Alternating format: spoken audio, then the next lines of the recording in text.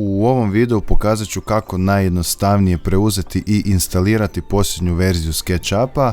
Za početak odemo na njihovu službenu stranicu i odaberemo ovaj link Try SketchUp.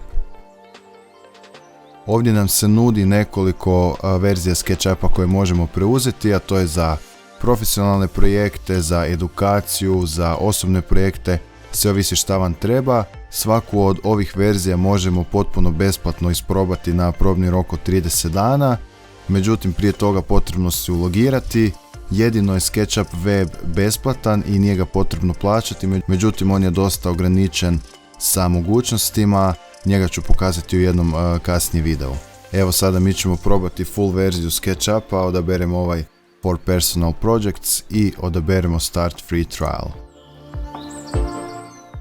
Prije nego budemo u mogućnosti preuzeti SketchUp, potrebno se ulogirati. Možete se prijaviti sa svom email adresom ili možda najjednostavnije prijaviti se sa vašim postojećim Google računom. Mi ćemo ovaj put se prijaviti sa Google računom i samo odaberemo ovo Sign it with Google.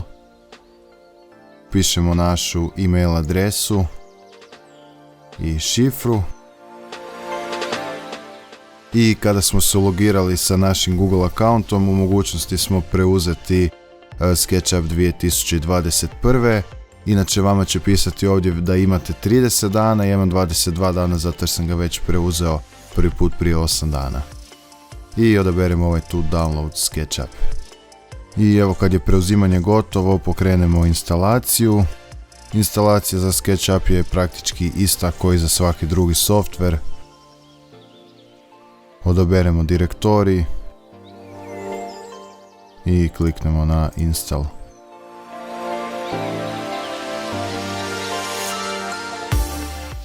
I kad smo gotovi samo stisnemo na Finish i SketchUp će se sam od sebe pokrenuti po prvi put.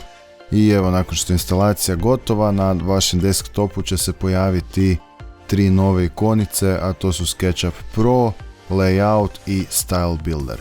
Mi ćemo sada pokrenuti ovaj SketchUp Pro 2021. Prije pokretanja, prije nego što uđemo u software, moramo se ulogirati. Odaberemo ovu opciju Sign in i također opet se recimo možemo ulogirati sa Googleom jer smo se i malo prije isto ulogirali. I kada dobijem poruku da ste se ulogirali u SketchUp, možete nastaviti koristiti SketchUp 2021. Na početnom prozoru kada otvorimo SketchUp imamo više mogućnosti. Gore možemo odabrati template koji se najviše razlikuje u mjernim jedinicama, a recimo dolje su prikazani neki projekti koje smo prije radili. Također možemo i otvoriti neki projekt tako da odaberemo ovaj Open File. Mi ćemo sada krenuti sa modeliranjem tako da odaberemo template i odabrat ćemo ovaj Simple Meters template.